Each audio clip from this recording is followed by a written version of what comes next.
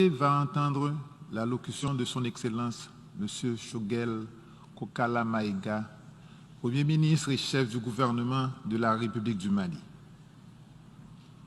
Je prie le protocole de bien vouloir accompagner son Excellence.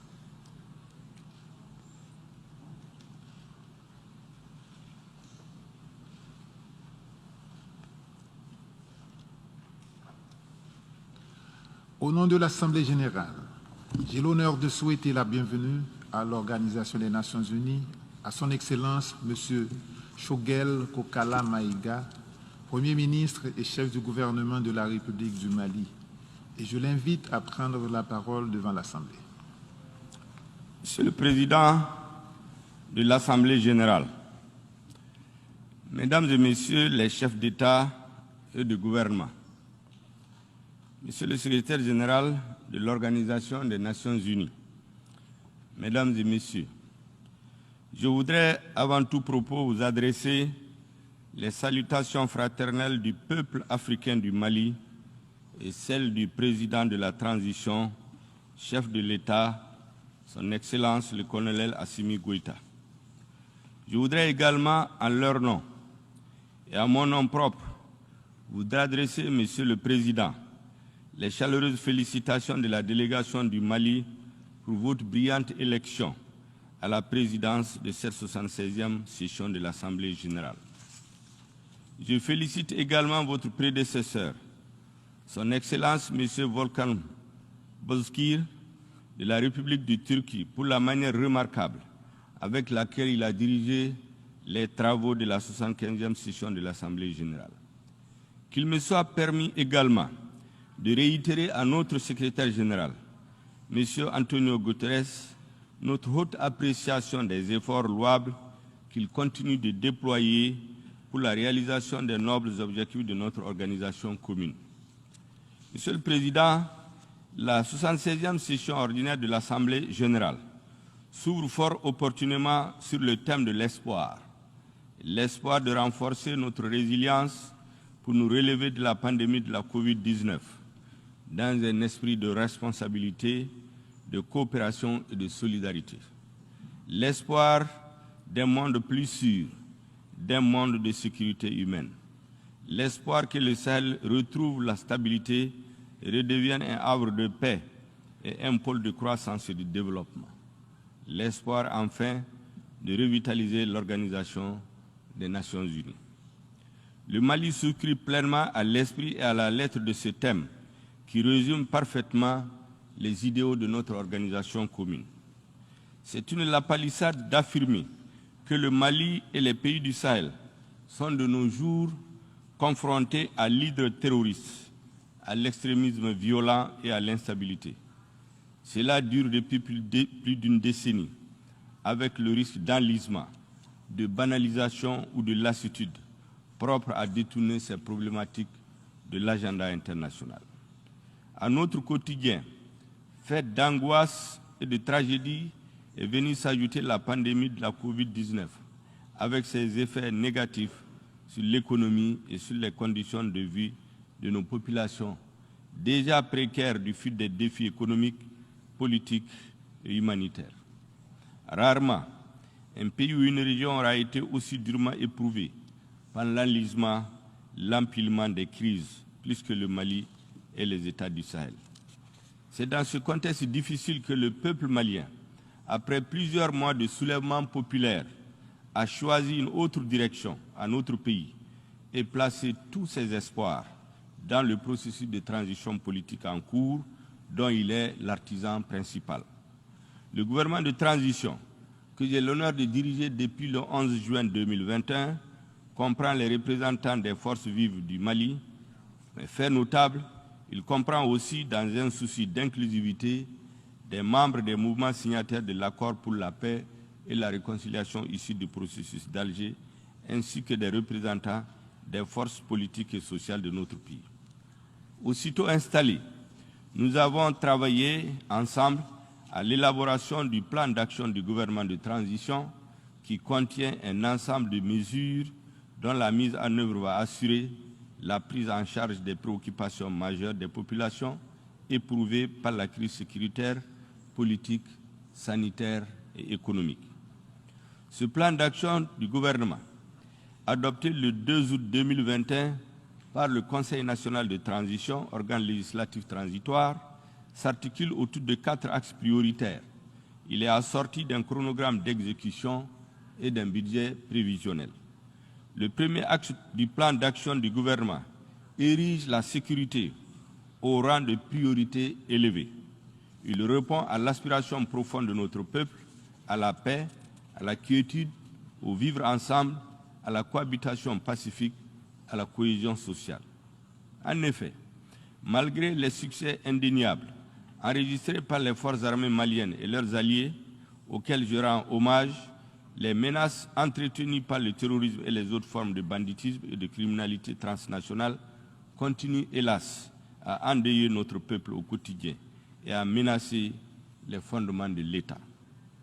De mars 2012 à ce 25 septembre 2021, où je m'adresse à vous du haut de cette auguste tribune, la situation dans mon pays ne s'est guère améliorée, malgré le soutien international et la présence sur notre sol d'une opération de paix de l'ONU, la MINUSMA, et des forces internationales telles que l'opération française Barkhane, la force européenne Takuba et la force conjointe du G5 Sahel. La situation continue progressivement de se détériorer au point que des pans entiers du territoire national échappent au contrôle du gouvernement. Mes citoyens vivent sous l'emprise des groupes armés terroristes, dans le déni de leurs droits les plus élémentaires. Leur accès aux services de base demeure hypothétique en raison de la faible présence des services de l'État, consécutive à l'insécurité grandissante. La MINUSMA, dont je salue ici le courage et la contribution à la stabilisation du Mali, évolue dans cet environnement vulnérable avec ce que cela comporte comme menace sur elle. Face à cette situation préoccupante, le gouvernement est régulièrement et fortement interpellé par les populations maliennes, de plus en plus exigeantes vis-à-vis des pouvoirs publics et des partenaires internationaux. S'il est établi que l'un des droits fondamentaux des populations est le droit à la sécurité, la garantie de celle-ci, assurément, est l'élément de légitimation de l'État aux yeux des citoyens. Monsieur le Président, je fais ce rappel pour vous restituer l'exacte situation du calvaire qu'endurent les populations maliennes. Je le fais aussi pour nous convier tous ensemble à l'introspection afin de changer de paradigme en matière de sécurité au Sahel. Le Mali, comme vous le savez, accueille sur son territoire une opération de paix des Nations Unies et je voudrais à nouveau rendre un hommage appuyé à toutes ces femmes et à tous ces hommes qui travaillent sous la bannière de la MINUSMA dans des conditions difficiles, souvent périlleuses, pour préserver la paix et pour protéger les populations civiles. Je rappelle que notre organisation commune, l'ONU, a été bien avisée en 2013 lorsqu'elle a décidé de déployer fort opportunément la mission multidimensionnelle intégrée des Nations Unies pour la stabilisation du Mali, MINUSMA. La résolution 2100 du 25 avril 2013 établissant la MINUSMA avait considéré, je cite, que la situation au Mali constitue une menace pour la paix et la sécurité internationale et a décidé en conséquence d'agir en vertu du chapitre 7 de la Charte des Nations Unies. Dans son paragraphe 16, la résolution 2100 a fixé comme mandat initial à la MINUSMA, entre autres, je cite, d'appuyer les autorités de transition maliennes pour stabiliser la situation dans les principales agglomérations, en particulier dans le nord du pays, et, dans ce contexte, écarter les menaces et prendre activement des dispositions afin d'empêcher le retour d'éléments armés dans ces zones. La résolution 2164 du 25 juin 2014, qui a renouvelé pour la première fois le mandat de la MINUSMA pour un an, a souligné, je cite, que le terrorisme ne peut être vaincu qu'à la faveur d'une démarche suivie et globale, fondée sur la participation et la collaboration active de l'ensemble des États et organismes régionaux et internationaux, visant à contrer, affaiblir et isoler la menace terroriste. Fin de citation. En conséquence, le paragraphe 12 de la dite résolution autorisait la MINUSMA, je cite, à utiliser tous les moyens nécessaires pour accomplir son mandat dans les limites de ses capacités et dans ses zones de déploiement. Elle lui enjoint en particulier, au titre du paragraphe 13, je cite, d'étendre sa présence, notamment grâce à des patrouilles de longue portée, dans les limites de ses capacités, dans le nord du pays, au-delà des principales agglomérations et en particulier dans les zones où les civils sont en danger. Monsieur le Président, 8 ans après le déploiement de la MINUSMA, les extraits ci-dessus de la résolution 2100 de 2013 et la résolution 2164 de 2014 sont d'une évidente et brûlante actualité. Les populations maliennes sont exacerbées aujourd'hui devant les tueries de masse des villages rasés de la carte et d'innocents civils fauchés, dont les femmes et les nourrissants souvent brûlés vifs.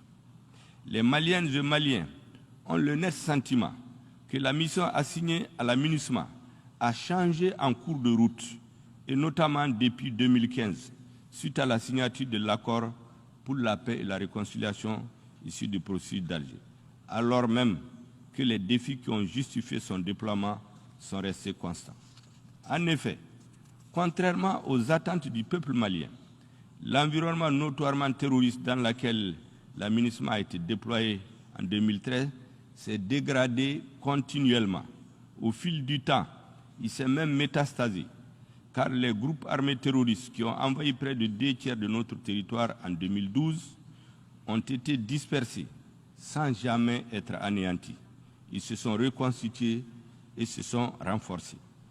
C'est dans ce contexte de menaces préoccupantes que l'armée française, à travers l'opération Serval d'abord et ensuite l'opération Barkhane, a été autorisée à mener en soutien à la MINUSMA et à nos États le volet lutte contre le terrorisme au Mali.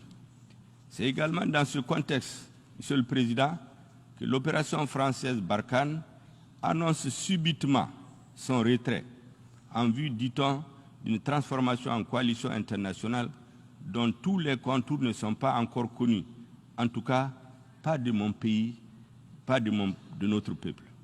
L'annonce unilatérale du retrait de Barkhane et sa transformation n'ont pas tenu compte du lien tripartite qui nous lie, c'est-à-dire l'ONU, le Mali en tant que partenaire engagé avec la France sur le front de la lutte contre les facteurs de déstabilisation.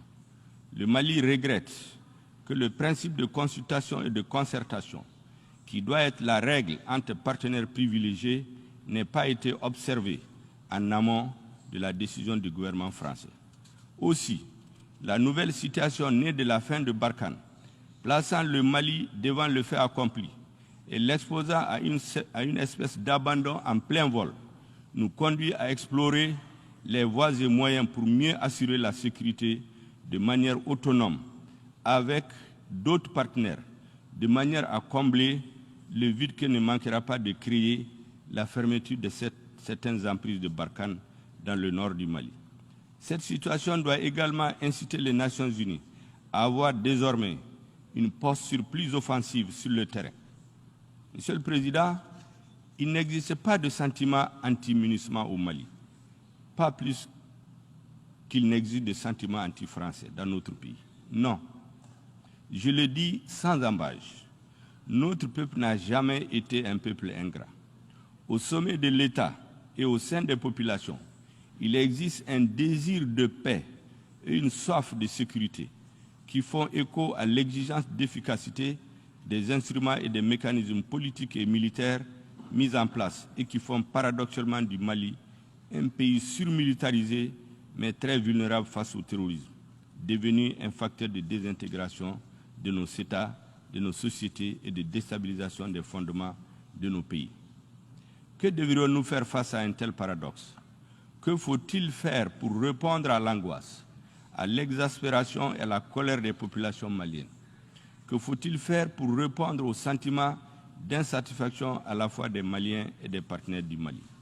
Je pense humblement, Monsieur le Président, que face à ces interrogations, nous devons avoir le courage et la lucidité d'interroger les instruments et les mécanismes évoqués plus haut. Nous devrions aussi et surtout remettre sur la table la demande d'un mandat plus robuste et d'un changement de posture de la MINUSMA, régulièrement fait par le gouvernement au Conseil de sécurité de l'ONU.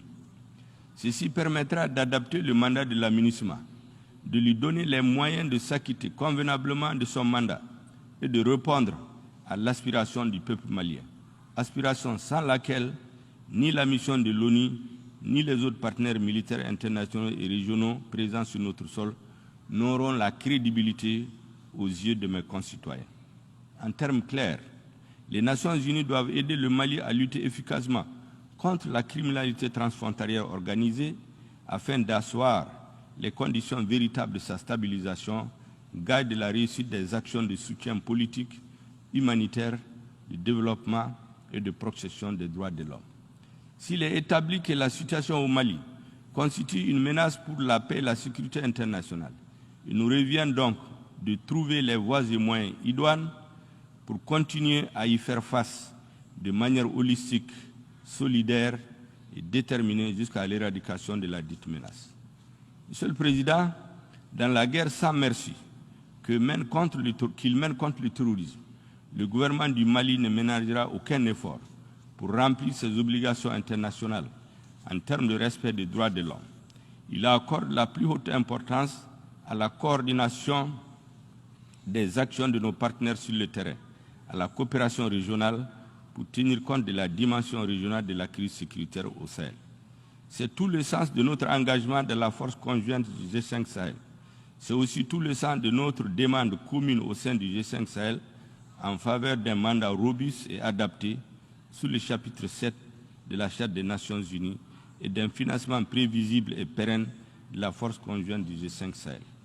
Dans un souci de cohérence et d'efficacité, le gouvernement s'attelle à la mise en place sous mon autorité d'une structure de suivi et de coordination des activités de la MINUSMA, ainsi qu'à l'élaboration d'une stratégie de gestion intégrée de la crise au centre du Mali.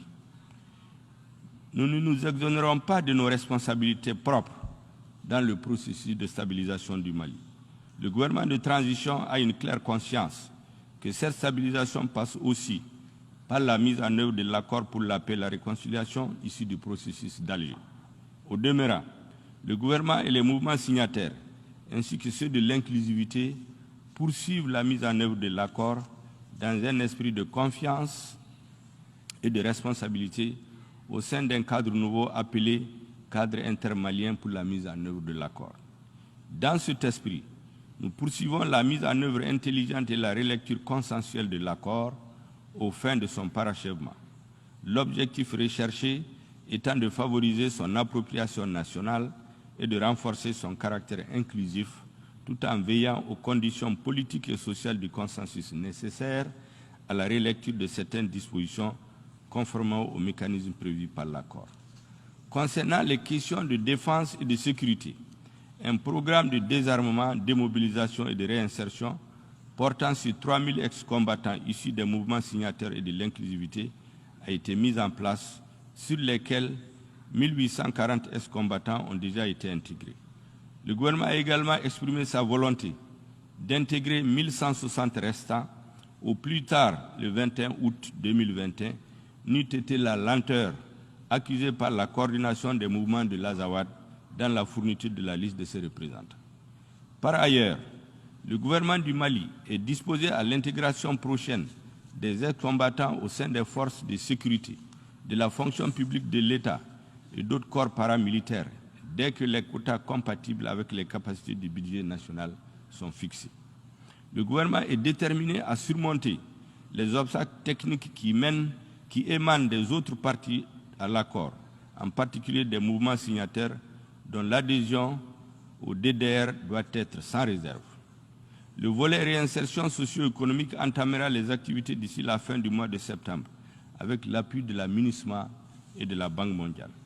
Je n'oublie pas ici la situation des réfugiés maliens dans les pays voisins et des personnes déplacées internes, qui reste une préoccupation majeure du gouvernement. Nous nous attellerons à créer, avec l'appui des partenaires bilatéraux et multilatéraux, les conditions idoines d'un retour de la sécurité et de la dignité de nos populations et à assurer leur participation aux prochaines élections. Monsieur le Président, la transition en cours au Mali se veut une transition de rupture qui porte l'espoir de guérir le Mali des maux qui l'assaillent, dont l'instabilité politique et institutionnelle, l'affaissement de l'État, conséquences directes de la corruption et de l'impunité. Pour réussir ce pari, notre pays a décidé de s'engager dans la voie des réformes qui constituent le deuxième axe du plan d'action du gouvernement. Ces réformes vont au-delà des questions politiques et institutionnelles et visent in fine à refonder l'État dont le délitement progressif est à la base de l'extrême vulnérabilité du Mali face aux défis politiques, économiques et sociaux auxquels il est confronté. Mon pays souhaite être une solution aux crises qui menacent le Sahel. Le Mali aspire vivre en paix avec ses voisins, renforcer son unité, sa stabilité et recouvrir la plénitude de sa souveraineté sur tout son territoire. Le Mali veut garantir la sécurité humaine à l'intérieur de ses frontières en consolidant ses institutions constitutionnelles. À cette fin, le Mali est engagé à faire sa mue à travers les réformes, à amorcer sa transformation vers un État stable et prospère, orienté vers le bien-être de ses habitants. Ces réformes ont trop longtemps été différées, pour différentes raisons, par les différents régimes politiques qui sont succédés au pouvoir depuis 2 décennies. La transition en cours, sous la haute conduite de son Excellence le colonel Assimi Goïta, a décidé de s'y engager fermement. Le chef de l'État nous a commis à convoquer, dans les tout prochains jours, les assises nationales de la refondation, dont les recommandations auront force exécutoire aussi bien pour la période de transition en cours que pour la poursuite des politiques publiques à venir. Le troisième axe prioritaire du gouvernement est consacré à l'organisation des élections générales transparentes, crédibles et inclusives devant marquer le retour à l'ordre constitutionnel au Mali. Ces élections sont particulièrement importantes car elles seront le baromètre de la réussite de la transition. Nous savons que leur qualité et leur crédibilité conditionneront l'avenir de notre démocratie, la légitimité et la solidité des institutions. Tirant les leçons de notre pratique démocratique récente, le gouvernement va instituer un organe unique indépendant de gestion des élections. Cet organe unique de gestion des élections posera les jalons politiques, juridiques et institutionnels de la restauration de la confiance des acteurs politiques et des citoyens lors des compétitions électorales.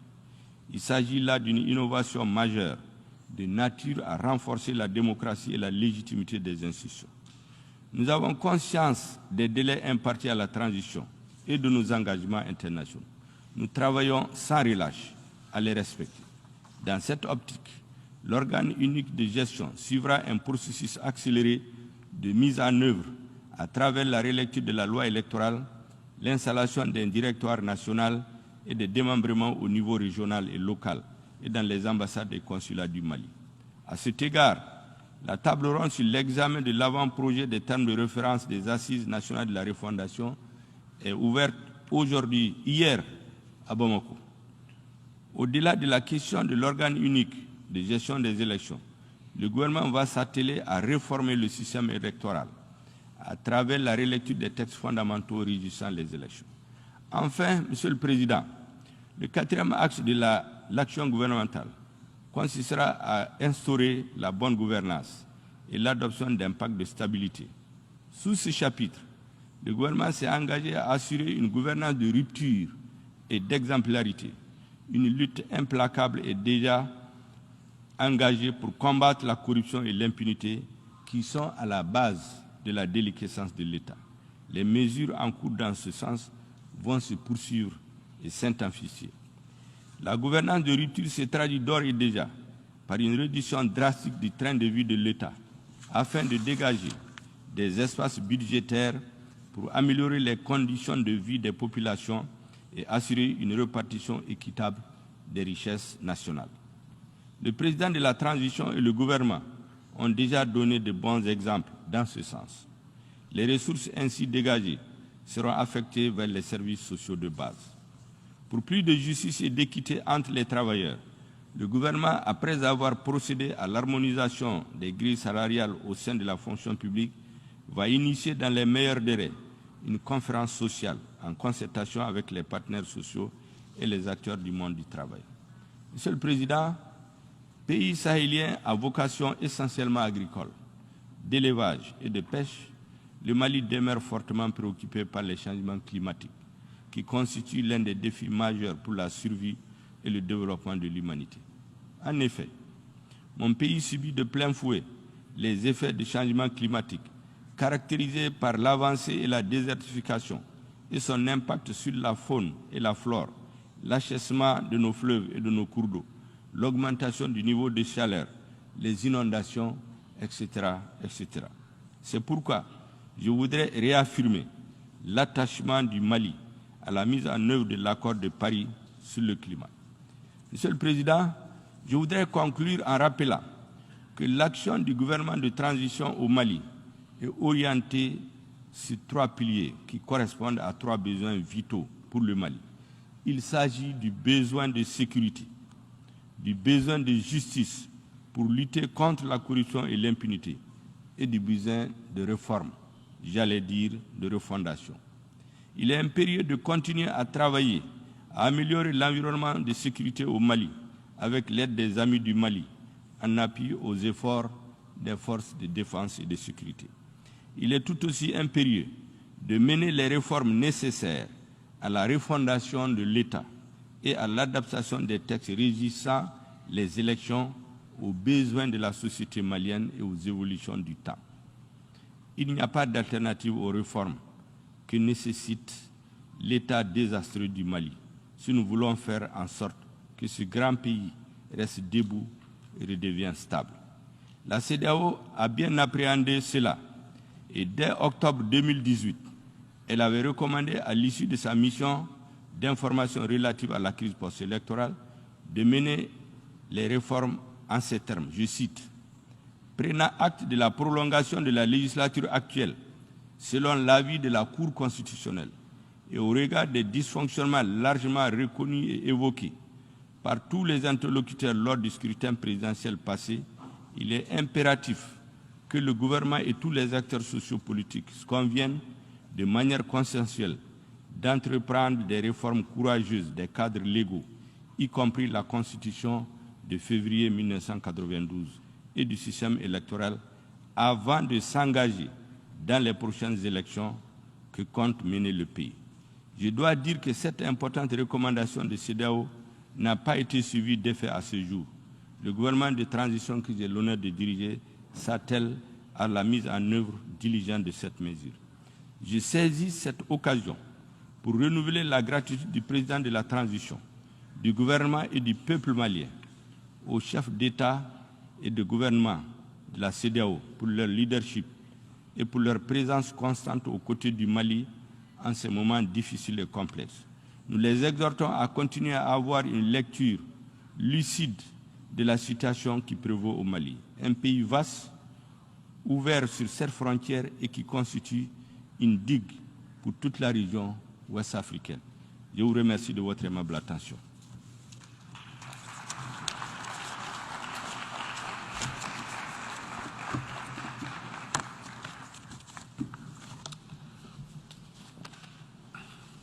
Au nom de l'Assemblée générale, je tiens à remercier le Premier ministre et chef du gouvernement de la République du Mali de la locution qu'il vient de prononcer. Et je prie le protocole de bien vouloir accompagner son Excellence.